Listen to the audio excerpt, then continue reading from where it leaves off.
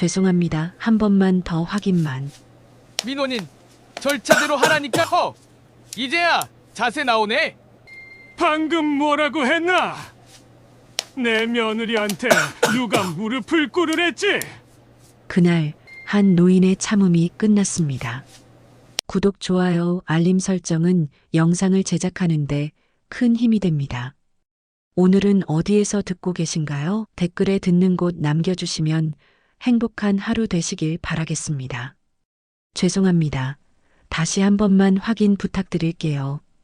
박성도는 손에 든 서류를 내려다봤다. 늦가을 바람이 종이 모서리를 살짝 들쳐 올렸다.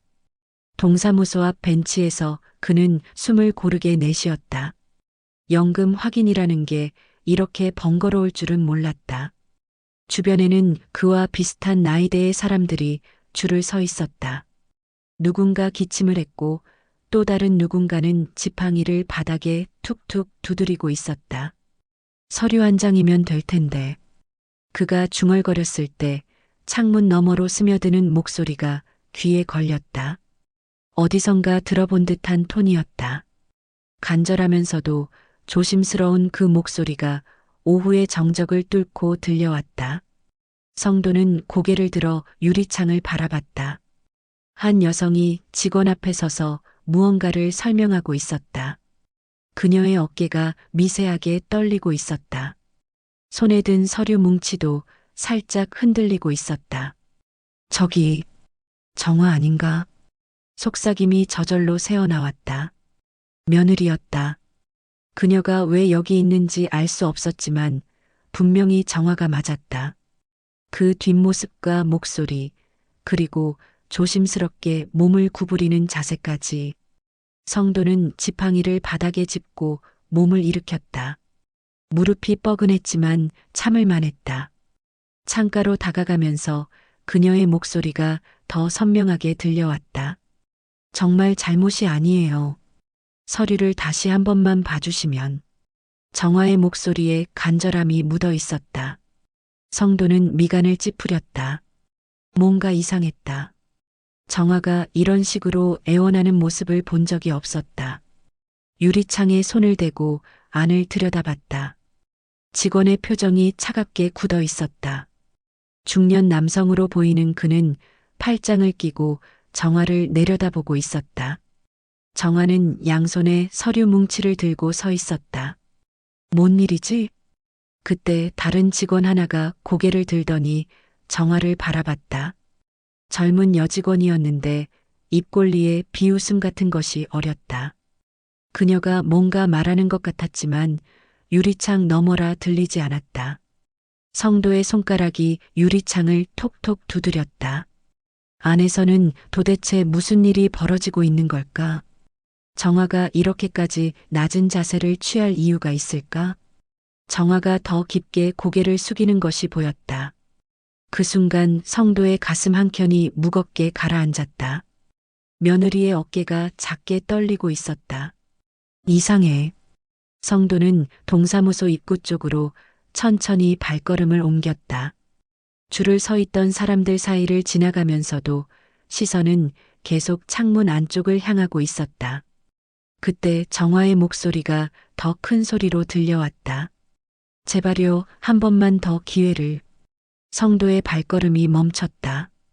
정화가 이런 말을 하다니. 평소 당당하고 자존심 강한 며느리가 왜 이렇게 구걸하듯 말하고 있는 걸까? 입구 앞에 서서 성도는 잠시 망설였다. 들어가야 할까, 말아야 할까?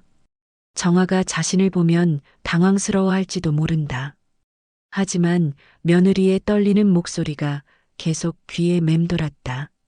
뭔가 잘못되고 있다는 직감이 들었다. 정화가 저렇게 할 이유가 뭐가 있다고. 성도는 입구의 자동문 앞에 섰다. 센서가 반응하면서 문이 열릴 준비를 하고 있었다. 그는 한 번 더 창문 안을 바라봤다. 정화가 고개를 더 깊이 숙이고 있었다. 그 모습이 성도의 마음을 무겁게 짓눌렀다. 들어가자. 자동문이 열리는 소리가 오후의 정적을 가르며 동사무소 안으로 울려 퍼졌다. 그 순간 사무실 안의 모든 소리가 멈췄다. 형광등만이 희미하게 깜빡거리며 차가운 빛을 쏟아내고 있었다. 직원의 얼굴이 굳어졌다. 내가 던진 말이 그의 표정을 서서히 변화시켰다. 귀찮음에서 경계심으로, 그리고 마침내 적대감으로. 어르신, 큰 소리 내지 마시고 나가세요. 그의 목소리가 한 옥타브 낮아졌다. 정화가 내 팔을 더 세게 잡았다. 그녀의 손가락 끝이 차갑게 떨리고 있었다. 나는 한 걸음 더 앞으로 나아갔다. 지팡이가 바닥을 두드리는 소리가 사무실 안에 울렸다. 리놀륨 바닥이 내 발밑에서 미끄러지듯 차갑게 느껴졌다. 나가라고요? 내 며느리가 여기서 뭘 잘못했는데 그렇게 구박을 받아야 합니까? 내 목소리가 생각보다 크게 나왔다. 옆쪽 책상에 앉아있던 직원들이 고개를 돌려 우리를 바라봤다. 여직원이 동료에게 뭔가 속삭였다. 그 속삭임이 귓가를 스쳤다. 낮고 끈적한 웃음이 섞여 있었다. 생활보호 신청하러 온 거 아니에요? 그럼 절차대로 해야죠. 다른 직원이 끼어들었다. 중년 여성이었는데 안경 너머로 우리를 차갑게 내려다보고 있었다. 정화의 어깨가 더 움츠러들었다. 그녀가 손에 든 서류를 더 꽉 쥐었다. 종이가 구겨지는 소리가 작게 들렸다. 절차라는 게 사람을 무릎 꿇게 만드는 겁니까? 내가 물었다. 그 순간 정화가 깜짝 놀라서 고개를 들었다. 아버님, 그냥 가요. 제발. 정화의 목소리에 다급함이 섞여 있었다. 하지만 나는 이미 그녀 뒤에 서서 직원들을 바라보고 있었다. 첫 번째 직원이 팔짱을 더 세게 꼈다. 그의 턱이 약간 들려졌다. 무릎 꿇은 적 없는데요? 뭔 소리입니까? 그 말에 나는 정화를 바라봤다. 며느리의 얼굴이 창백해져 있었다. 입술이 파르르 떨리고 있었다. 그럼 지금까지 뭘 하고 있던 겁니까? 내 목소리가 거칠어졌다. 호흡이 가빠지기 시작했다. 그때 여직원이 웃으며 말했다. 어르신이 오해하신 것 같은데 저희는 정당한 업무를 하고 있었어요. 그녀의 말투에 비웃음이 스며 있었다. 다른 직원들도 킥킥거렸다. 나는 정화를 다시 바라봤다. 그녀가 고개를 푹 숙이고 있었다. 목 뒤가 하얗게 드러나 있었다. 정화야, 고개 들어. 내가 말했다. 하지만 정화는 움직이지 않았다. 어르신, 민원 처리 중이니까 밖에서 기다려주세요. 첫 번째 직원이 다시 말했다. 이번에는 목소리에 짜증이 섞여 있었다. 사무실 안의 공기가 더 무거워졌다. 형광등 소리가 더 크게 들렸다. 냉난방기에서 나오는 바람이 내 목덜미를 스쳤다. 밖에서 기다리라고요? 내가 되물었다. 지팡이를 바닥에 더 세게 짚었다. 그때 정화가 작은 목소리로 말했다. 아버님, 정말 괜찮아요. 저 혼자 할 수 있어요. 하지만 그녀의 목소리에는 힘이 없었다. 바람 빠진 풍선처럼 작고 약했다. 나는 정화의 어깨를 바라봤다. 그 어깨가 너무 작아 보였다. 평소 당당했던 며느리의 모습은 어디에도 없었다. 뭘 혼자 한다고. 내 말이 중간에 끊어졌다. 정화가 천천히 무릎을 굽히기 시작했기 때문이다. 정말 죄송해요. 서류를 다시 한 번만 봐주세요. 정화가 바닥에 무릎을 꿇었다. 두 손을 모으고 직원을 올려다봤다. 그 순간 내 숨이 멎었다. 며느리가 내 앞에서, 저 사람들 앞에서 무릎을 꿇고 있었다. 형광등이 더 차갑게 깜빡거렸다. 손끝이 얼어붙는 것 같았다. 정화와 내 사이의 거리가 갑자기 멀어진 것 같았다. 숨이 길고 무겁게 내 목구멍을 통과했다. 직원들이 정화를 내려다보며 웃었다. 그 웃음소리가 내 귓속으로 파고들었다. 이제야 제대로 하네요. 여직원이 말했다. 그녀의 목소리에 만족감이 스며 있었다. 나는 지팡이를 꽉 쥐었다. 손가락 마디가 하얗게 변했다. 그날 오후 동사무소의 형광등 아래서 나는 며느리가 무릎 꿇는 모습을 보았다. 그리고 그 순간 내 안에 무언가가 완전히 깨져버렸다는 것을 느꼈다. 지팡이가 바닥을 치는 소리가 사무실 전체를 가르며 울렸다. 그 한 번의 타격으로 모든 웃음소리가 멈췄다. 나는 정화가 무릎 꿇은 자리에 서서 직원들을 바라봤다. 형광등이 내 머리 위에서 차갑게 떨고 있었다. 일어나. 내가 정화에게 말했다. 목소리가 평소보다 낮게 나왔다. 정화는 고개를 들지 않았다. 뒤쪽 책상에 앉아있던 젊은 남직원이 킥킥거렸다. 그 웃음소리가 귓속으로 스며들었다. 어르신 화나셨네요. 생활보호 대상자들은 원래 이래요. 그의 말에 다른 직원들도 픽 웃었다. 작고 끈적한 웃음이었다. 나는 그쪽으로 고개를 돌렸다. 젊은 직원이 동료와 눈을 마주치며 어깨를 으쓱했다. 뭐라고 했습니까? 내 목소리가 사무실 안에 울렸다. 정화가 깜짝 놀라서 내 바지단을 잡았다. 아버님, 제발 그만. 정화의 목소리가 떨렸다. 하지만 나는 이미 그 젊은 직원을 바라보고 있었다. 생활보호 대상자가 어쩌다고요? 지팡이를 바닥에 더 세게 짚었다. 금속 끝이 리놀륨과 부딪히는 소리가 날카롭게 퍼졌다. 젊은 직원의 얼굴에서 웃음이 사라졌다. 그는 잠시 망설이더니 다시 입을 열었다. 아, 아니에요. 그냥이 아니라 똑똑히 말해보세요. 내가 한 걸음 더 그쪽으로 다가갔다. 정화가 내 팔을 잡으려 했지만 손이 헛을 저었다. 사무실 안의 공기가 무거워졌다. 냉난방기 소리만이 일정하게 돌아가고 있었다. 첫 번째 직원이 끼어들었다. 어르신, 흥분하지 마시고 차분히. 차분히요? 내가 그를 바라봤다. 손에 든 지팡이가 미세하게 떨렸다. 내 며느리가 저기 무릎 꿇고 있는데 차분하라고요? 그 순간 사무실 안이 완전히 조용해졌다. 형광등 소리만이 위에서 윙윙거렸다. 정화가 천천히 일어났다. 그녀의 무릎에 먼지가 묻어 있었다. 바지를 털어내는 그녀의 손이 떨리고 있었다. 아버님, 정화가 내 팔을 잡았다. 그녀의 손이 차갑게 느껴졌다. 젊은 직원이 자리에서 일어났다. 키가 나보다 훨씬 컸지만 어딘가 불안해 보였다. 죄송합니다. 그냥 농담이었어요. 농담이요? 내가 되물었다. 목소리에 믿을 수 없다는 기색이 섞였다. 사람이 무릎 꿇는 게 농담거리입니까?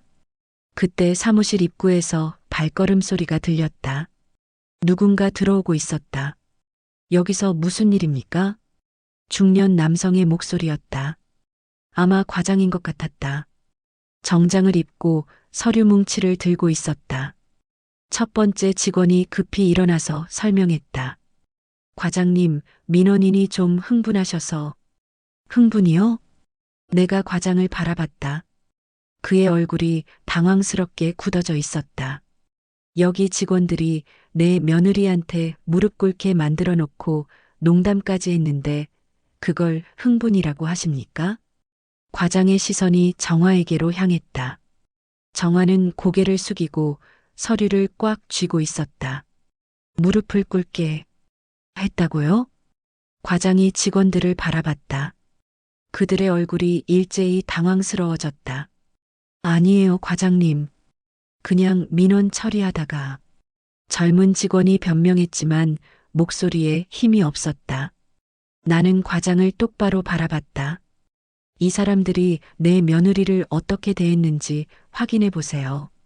사무실 안이 다시 조용해졌다. 과장이 직원들과 우리를 번갈아 바라봤다. 정화가 내 옆에서 작게 숨을 내쉬었다. 그 숨소리가 유난히 길게 들렸다. 그날 오후 동사무소 안에서 나는 처음으로 며느리를 지키려 했다. 하지만 그 순간의 정적이 무엇을 가져올지는 아직 몰랐다. 과장의 핸드폰이 울렸다. 그는 잠시 망설이더니 전화를 받았다. 네, 과장입니다. 짧은 통화였다. 끊고 나서 그는 우리를 다시 바라봤다. 표정이 미묘하게 변해 있었다. 어르신, 잠시 상황을 정리해 보겠습니다. 과장이 말했다. 목소리가 전보다 조심스러워졌다. 그는 직원들을 차례로 바라봤다. 정확히 어떤 민원이었죠? 첫 번째 직원이 서류를 뒤적였다. 종이 넘기는 소리가 사무실 안에 퍼졌다. 생활보호 대상자 재심사 관련입니다. 그 말에 나는 정화를 바라봤다. 생활보호? 정화가 왜 생활보호를 받아야 하는 걸까? 정화는 고개를 더 깊이 숙였다. 손에 든 서류가 구겨져 있었다. 재심사요? 내가 물었다. 과장이 나를 바라봤다. 가족 상황 변동으로 재검토가 필요한 경우입니다. 가족 상황 변동. 무슨 말인지 모르겠지만 불길한 예감이 들었다. 과장이 직원에게서 서류를 받아 들여다봤다. 그의 눈이 서류를 훑어보더니 나를 바라봤다. 혹시 어르신께서 박성도 씨 맞으십니까? 갑작스러운 질문이었다. 나는 고개를 끄덕였다. 그럼 이분의 시아버지시군요. 과장이 정화를 가리켰다. 나는 다시 고개를 끄덕였다. 그런데 여기 서류에 보면 과장이 말을 멈췄다. 서류를 다시 자세히 들여다봤다. 그때 무언가 어긋났다. 과장의 표정이 굳어지기 시작했다. 그는 서류를 덮고 정화를 바라봤다. 댁에서 제출하신 가족관계 증명서에 문제가 있는 것 같습니다. 정화의 어깨가 더 움츠러들었다. 나는 무슨 말인지 이해할 수 없었다. 무슨 문제입니까? 내가 물었다. 과장이 잠시 망설이더니 입을 열었다. 시아버지 연금 수급 현황이 신고되지 않았네요. 그 말에 나는 정화를 바라봤다. 정화가 내 시선을 피했다. 연금 수급 현황이요? 네, 생활보호 대상자는 가족의 소득을 모두 신고해야 합니다. 과장의 목소리가 차갑게 변했다. 사무실 안의 공기가 무거워졌다. 나는 정화가 왜 여기 있는지 이제야 이해하기 시작했다. 내 연금 때문이었다. 그런데 왜 연금이 문제가 됩니까? 소득이 있으면 생활보호 대상에서 제외될 수 있거든요. 그 말에 정화가 작게 숨을 내쉬었다. 그 숨소리가 유난히 길게 들렸다. 과장이 서류를 다시 펼쳤다. 실제로는 시아버지 연금이 나오고 있는데 신고하지 않으셨네요. 정화가 고개를 들었다. 처음으로 과장을 똑바로 바라봤다. 연금이 끊어졌다고 들었어요. 끊어졌다고요? 과장이 의아해했다. 그는 다른 서류를 꺼내 확인했다. 여기 보시면 정상적으로 지급되고 있는데요. 그 순간 나는 무언가 깨달았다.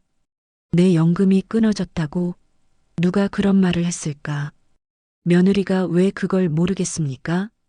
내가 물었다. 과장이 나를 바라봤다. 보통은 가족이 알고 계시는데. 정화가 내 팔을 잡았다. 그녀의 손이 차갑게 떨리고 있었다. 아버님, 집에 가요. 정화의 목소리에 다급함이 섞여 있었다. 하지만 나는 이미 상황을 파악하고 있었다. 과장이 서류를 정리했다. 일단 정확한 소득 신고서를 다시 제출해 주시면 재검토하겠습니다. 사무실 안이 조용해졌다. 형광등만이 위에서 윙윙거렸다. 정화가 서류를 챙겼다. 그녀의 손이 계속 떨리고 있었다. 우리는 아무 말 없이 동사무소를 나왔다. 밖으로 나오자 차가운 바람이 얼굴을 스쳤다. 그날 오후 나는 며느리가 나를 속이고 있었다는 것을 알았다. 하지만 왜 그랬는지는 아직 모르겠다. 집으로 돌아오는 길은 조용했다. 차창 밖으로 스쳐가는 풍경도 소리가 없는 것 같았다. 정화는 운전대를 잡고 앞만 바라봤다. 내가 뭔가 말하려 할 때마다 그녀의 어깨가 움츠러들었다. 집에 도착해서도 우리는 한동안 차에 그대로 앉아 있었다. 엔진이 식어가는 소리만이 정적을 채웠다. 정화가 먼저 차에서 내렸다. 현관문을 열고 들어가면서도 나를 돌아보지 않았다. 나는 거실 소파에 앉았다. 시계 초침 소리가 유난히 크게 들렸다. 정화는 부엌에서 물소리를 내고 있었다. 설거지를 하는 것 같았다. 그릇이 부딪히는 소리가 간헐적으로 들려왔다. 찻잔이 탁자 위에 그대로 놓여 있었다. 아침에 정화가 끓여준 차였다. 이미 식어서 차가운 김조차 나지 않았다. 서류 뭉치가 소파 옆 바닥에 떨어져 있었다. 정화가 집에 들어오면서 흘린 것 같았다. 동사무소에서 받은 그 서류들이었다. 나는 서류를 집어들었다. 생활보호 대상자 재심사 통지서였다. 내 이름이 가족란에 적혀 있었다. 가족의 소득 신고 의무, 연금 수급 현황 누락, 재검토 필요. 차가운 종이 위에 빨간 도장이 여러 개 찍혀 있었다. 부엌에서 물소리가 멈췄다. 정화의 발걸음이 거실 쪽으로 다가왔다. 하지만 문 앞에서 멈췄다. 한동안 아무 소리도 나지 않았다. 나는 창문 쪽을 바라봤다. 오후 햇살이 커튼 틈 사이로 비스듬히 들어와 있었다. 먼지가 그 빛 속에서 천천히 떠다니고 있었다. 문득 아들이 어렸을 때가 떠올랐다. 그 아이도 잘못을 저지르면 이렇게 숨어 있곤 했다. 내가 화를 낼까봐 두려워서. 하지만 지금의 정화는 아이가 아니었다. 그리고 나는 화가 나 있지도 않았다. 그냥 모르겠다는 생각만 들었다. 왜 거짓말을 했는지, 왜 혼자 견디려 했는지. 정화의 발걸음이 다시 부엌 쪽으로 멀어졌다. 냉장고 문이 열리고 닫히는 소리가 들렸다. 나는 찻잔을 들어 입에 댔다. 차가 완전히 식어 있었다. 쓴맛만 남아 있었다. 벽시계가 3시를 가리키고 있었다. 동사무소에 간 지 2시간이 흘렀다. 정화가 무릎 꿇던 모습이 계속 눈에 밟혔다. 그 작은 어깨가, 떨리던 손이. 내가 그때 뭘 할 수 있었을까? 화를 내는 것 말고. 사실 나도 정확히 뭔 일인지 몰랐다. 생활보호가 뭔지, 왜 그걸 받아야 하는지, 내 연금이 왜 문제가 되는지. 그냥 며느리가 힘들어하는 걸 봤을 뿐이었다. 부엌에서 다시 물소리가 들렸다. 정화가 뭔가 씻고 있는 것 같았다. 나는 서류를 다시 펼쳤다. 작은 글씨들이 빽빽하게 적혀 있었다. 대부분 이해하기 어려운 용어들이었다. 하지만 한 가지는 분명했다. 정화가 혼자서 이 모든 걸 처리하려 했다는 것. 내가 모르게. 창밖으로 바람이 불었다. 나뭇잎들이 흔들리는 소리가 희미하게 들려왔다. 정화의 발걸음이 거실로 다가왔다. 이번에는 문 앞에서 멈추지 않았다. 아버님. 정화가 조심스럽게 불렀다. 나는 고개를 들어 그녀를 바라봤다. 그녀의 눈이 빨갛게 부어 있었다. 손에는 새로 끓인 차가 담긴 잔을 들고 있었다. 차 한 잔 드세요. 정화가 내 앞 탁자에 찻잔을 놓았다. 따뜻한 김이 올라왔다. 나는 그 김을 바라봤다. 하얀 증기가 천천히 공기 중으로 사라져갔다. 정화가 내 맞은편에 앉았다. 그녀도 아무 말하지 않았다. 시계 초침이 계속 움직이고 있었다. 규칙적이고 변함없이. 공기는 여전히 조용했다. 하지만 창밖의 빛이 아주 조금 더 따뜻해지고 있었다. 새벽빛이 커튼 틈 사이로 천천히 스며들었다. 창가에 놓인 찻잔이 그 빛을 받아 은은하게 빛났다. 나는 소파에서 일어났다. 어젯밤부터 잠을 이루지 못했다. 정화는 자신의 방으로 들어간 뒤 한 번도 나오지 않았다. 시계가 새벽 5시를 가리키고 있었다. 주방에서 물을 끓이는 소리가 작게 들렸다. 정화가 먼저 일어나 있었던 것 같다. 나는 탁자 위에 놓인 서류들을 다시 들었다. 어젯밤 내내 이 종이들을 보고 또 봤다. 생활보호 대상자 재심사, 가족소득 신고 누락. 이제야 조금씩 이해가 되기 시작했다. 정화가 왜 거짓말을 했는지, 왜 혼자 견디려 했는지, 내 연금 때문에 생활보호에서 제외될까봐 두려웠던 것이다. 부엌 쪽에서 발소리가 들렸다. 정화가 무언가 준비하고 있는 소리였다. 나는 천천히 일어나 옷을 갈아입었다. 어젯밤 그대로 입고 있던 옷이 구겨져 있었다. 거울 앞에 서서 머리를 빗었다. 반사된 내 얼굴이 어젯밤보다 더 늙어 보였다. 정화의 사정을 이제야 조금 알 것 같았다. 하지만 여전히 궁금한 게 많았다. 언제부터 이런 상황이었는지, 왜 나에게 말하지 않았는지. 부엌으로 향했다. 정화가 아침을 준비하고 있었다. 밥 짓는 냄새가 코끝에 스쳤다. 일찍 일어나셨네요. 정화가 조심스럽게 말했다. 눈을 마주치지 않았다. 잠이 안 와서. 나는 식탁에 앉았다. 정화가 물을 따라줬다. 컵을 들고 마시니 차가운 물이 목구멍을 적셨다. 아침 드시고 나서 얘기하죠. 내가 말했다. 정화의 손이 잠시 멈췄다. 네, 아버님. 그녀의 목소리에 긴장이 섞여 있었다. 아침을 먹는 동안 우리는 말이 없었다. 숟가락이 그릇에 부딪히는 소리만 조용히 울렸다. 식사를 마치고 나서 정화가 설거지를 하려 했다. 나는 손을 들어 말렸다. 나중에 하고 먼저 앉아. 정화가 내 맞은편에 앉았다. 두 손을 무릎 위에 가지런히 올렸다. 어제 동사무소에서 들은 얘기 다시 정리해 주겠니? 내가 물었다. 정화가 입술을 가볍게 깨물었다. 사실은. 그녀가 천천히 입을 열었다. 아버님 연금이 끊어진 게 아니에요. 제가 거짓말했어요. 정화의 목소리가 작아졌다. 왜? 생활보호를 받으려면 가족소득을 다 신고해야 하는데 아버님 연금까지 합치면 기준을 넘어서거든요. 정화가 고개를 숙였다. 그럼 우리 집 형편이 그렇게 어려웠나? 내가 물었다. 정화가 고개를 들어 나를 바라봤다. 아버님께 말씀드리기가. 아들이 돌아가신 후로 많이 힘들었어요. 그 말에 가슴 한켠이 무거워졌다. 아들의 부재, 그 빈자리를 혼자 견뎌온 며느리. 얼마나 오래됐니? 1년 정도요. 1년.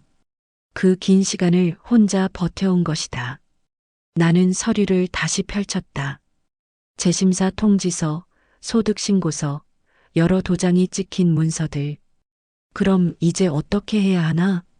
다시 소득신고를 하고 생활보호에서 제외되겠죠. 정화의 목소리에 체념이 묻어 있었다. 나는 잠시 생각했다. 내 연금으로 생활이 가능할까? 둘이 함께 살아가기에 충분할까? 그렇게 하자. 내가 말했다. 네. 정화가 놀란 표정으로 나를 바라봤다. 정직하게 신고하고 우리끼리 살아보자. 나는 서류를 접었다. 아버님, 하지만 힘들면 힘들다고 말해. 거짓말하지 말고. 정화의 눈에 눈물이 고였다. 나는 자리에서 일어났다. 창문을 열어 바람을 들였다. 차가운 공기가 얼굴에 닿았다. 오늘 다시 동사무소에 가자. 제대로 된 서류를 내자. 그때 현관에서 종소리가 울렸다. 우편 배달부였다. 등기 우편 한 통을 가져왔다. 발신인을 보니 동사무소였다. 어젯밤 사이에 뭔가 더 왔나 보다. 봉투를 뜯어보니 또 다른 통지서였다. 하지만 이번에는 내용이 달랐다. 민원 제기 관련 조사 통보서. 어제 내가 동사무소에서 한 일 때문인 것 같았다. 나는 그 서류를 정화에게 보여줬다. 그녀의 얼굴이 창백해졌다. 바깥에서 바람이 불어왔다. 창문이 살짝 흔들렸다. 그 소리 속에서 뭔가 새로운 시작이 느껴졌다. 형광등이 깜빡거렸다. 동사무소 조사실의 차가운 불빛이 일정하지 않게 떨리고 있었다. 나와 정화는 과장 앞에 나란히 앉아 있었다. 책상 위에는 어제 받은 조사 통보서와 함께 여러 서류들이 펼쳐져 있었다. 민원 제기건에 대해 조사를 진행하겠습니다. 과장이 말했다. 목소리가 어제보다 더 공식적이었다. 나는 정화를 곁눈질로 바라봤다. 그녀의 손이 무릎 위에서 작게 떨리고 있었다. 어제 발생한 일에 대해 직원들 진술을 받았습니다. 과장이 서류를 넘기며 말했다. 그런데 몇 가지 확인하고 싶은 부분이 있어서요. 그는 정화를 바라봤다. 부인께서 제출하신 서류들을 다시 검토해 봤는데 조금 이상한 점이 있네요. 정화의 등이 더 굽어졌다. 어떤 점이 이상합니까? 내가 물었다. 과장이 다른 서류를 꺼냈다. 가족소득 신고 부분에서 고의적 누락이 있었던 것 같습니다. 그 말에 방 안의 공기가 무거워졌다. 고의적이라고요? 시아버지의 연금 수급 사실을 알고 계셨으면서도 신고하지 않으셨네요. 과장의 목소리가 차갑게 변했다. 나는 정화를 바라봤다. 그녀가 고개를 더 깊이 숙였다. 그건 정화가 입을 열려다 말았다. 정확한 사실관계를 말씀해 주세요. 과장이 펜을 들었다. 그때 정화가 천천히 고개를 들었다. 알고 있었어요. 그녀의 목소리가 작게 떨렸다. 아버님 연금이 나오고 있다는 걸 알고 있었어요. 나는 정화를 바라봤다. 그녀의 눈에 눈물이 고여 있었다. 그럼 왜 거짓 신고를 하셨습니까? 아이들이 아파서 병원비가 너무 많이 나왔어요. 정화의 목소리가 더 작아졌다. 아이들이요? 과장이 서류를 다시 확인했다. 신고서에는 자녀가 없다고 되어 있는데요. 그 순간 나는 뭔가 깨달았다. 정화에게 아이가 있었나? 사실은 제 조카들이에요. 정화가 말했다. 언니가 일찍 돌아가셔서 제가 키우고 있어요. 나는 놀라서 정화를 바라봤다. 조카들? 내가 모르는 아이들이 있었다는 말인가? 조카들도 가족으로 신고해야 합니다. 과장이 말했다. 그럼 소득 기준을 완전히 넘어서요. 정화가 애원하듯 말했다. 아이들이 병이 있어서 치료비가 정말 많이 들어요. 나는 정화의 말을 듣고 있었지만 실감이 나지 않았다. 조카들을 키우고 있었다고? 언제부터? 아버님께서는 이 사실을 알고 계셨습니까? 과장이 나에게 물었다. 나는 고개를 저었다. 처음 듣는 얘기입니다. 과장이 뭔가 메모했다. 가족 구성원을 속이고 허위 신고를 하신 거네요. 정화가 작게 숨을 내쉬었다. 그 숨소리가 유난히 길게 들렸다. 아이들은 지금 어디 있습니까? 내가 물었다. 어린이집에 보내고 왔어요. 정화가 대답했다. 몇 살짜리들인데? 5살, 7살이에요. 나는 잠시 말이 없었다. 정화가 그 어린 아이들을 혼자 키우면서 내 연금까지 걱정하고 있었던 것이다. 왜 말하지 않았나? 부담 드리고 싶지 않아서요. 정화의 목소리에 간절함이 섞여 있었다. 과장이 서류를 정리했다. 일단 정확한 가족관계 증명서와 소득 신고서를 다시 제출해 주세요. 생활보호는 중단되는 건가요? 정화가 물었다. 기준을 넘으면 중단됩니다. 차가운 답변이었다. 나는 정화의 손을 바라봤다. 그 손이 계속 떨리고 있었다. 그 아이들을 언제부터 키웠나? 1년 전부터요. 그럼 아들이 돌아가신 후에? 정화가 고개를 끄덕였다. 언니도 그 즈음에. 정화가 말을 잇지 못했다. 나는 이제야 이해하기 시작했다. 아들을 잃고 언니까지 잃은 정화가 혼자서 모든 것을 감당하려 했던 것을. 형광등이 다시 한번 깜빡였다. 그리고 조금 더 안정적으로 빛나기 시작했다. 조사실을 나올 때 정화가 내 팔을 살짝 잡았다. 미안해요, 아버님. 나는 그녀의 손을 바라봤다. 그 손이 이제는 떨리지 않고 있었다. 집에 가서 아이들 얘기 좀 더 들어보자. 정화가 처음으로 작게 웃었다. 밖으로 나오자 따뜻한 햇살이 얼굴에 닿았다. 공기가 한결 부드러워진 것 같았다. 말은 많지 않았지만 이제 조금은 알 것 같았다. 햇빛이 식탁 위로 천천히 기어올랐다. 세 개의 찻잔이 나란히 놓여 있었다. 한 달이 흘렀다. 동사무소에서의 일은 이제 멀게만 느껴졌다. 생활보호는 중단되었지만 우리는 조금씩 적응해가고 있었다. 정화가 부엌에서 물을 끓이고 있었다. 주전자에서 나는 김이 창문 쪽으로 흘러갔다. 아이들 목소리가 거실에서 들려왔다. 할아버지, 이거 봐요. 5살 연우가 그림을 들고 달려왔다. 크레용으로 그린 집 그림이었다. 빨간 지붕, 노란 벽, 굴뚝에서 피어오르는 연기. 누구 집이야? 내가 물었다. 우리 집이요. 연우가 웃으며 대답했다. 그림 한쪽 구석에 작은 사람 3명이 그려져 있었다. 7살 민호가 소파에 앉아 책을 보고 있었다. 아직 글을 다 읽지는 못하지만 그림을 보며 혼자 이야기를 만들어낸다. 정화가 차를 가져왔다. 따뜻한 김이 올라왔다. 아이들 어린이집 어때? 내가 물었다. 적응 잘하고 있어요. 친구들도 생겼고요. 정화가 대답했다. 목소리에 전보다 여유가 생겼다. 나는 연우의 그림을 다시 바라봤다. 색칠이 삐뚤빼뚤하지만 따뜻한 느낌이 들었다. 서랍에서 동사무소 서류들을 꺼냈다. 이제는 모든 것이 정리되어 있었다. 가족관계 증명서, 소득신고서, 처리 완료 도장이 찍힌 문서들. 한 달 전에는 이 서류들이 무거웠다. 거짓과 진실이 뒤섞여 있었고 우리를 갈라놓는 벽 같았다. 이제는 그냥 종이었다. 정화가 내 옆에 앉았다. 힘들지 않으세요? 갑자기 아이들까지. 괜찮다. 내가 말했다. 실제로 괜찮았다. 처음엔 낯설었지만 집에 아이들 목소리가 있으니 더 살아있는 느낌이었다. 연우가 다시 달려왔다. 이번에는 색연필 몇 개를 떨어뜨렸다. 나는 몸을 굽혀 연필들을 주워줬다.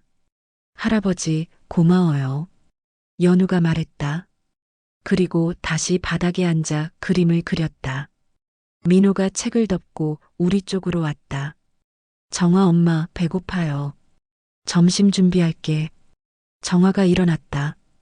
부엌으로 향하는 그녀의 걸음이 가벼워 보였다. 나는 창밖을 바라봤다. 가을이 깊어가고 있었다. 나뭇잎들이 노랗게 물들어 있었다. 이때 현관에서 초인종이 울렸다. 택배 기사였다. 정화가 주문한 아이들 겨울옷이었다. 박스를 뜯어보니 작은 패딩 2벌이 들어 있었다. 하나는 파란색, 하나는 분홍색. 와, 새 옷이다.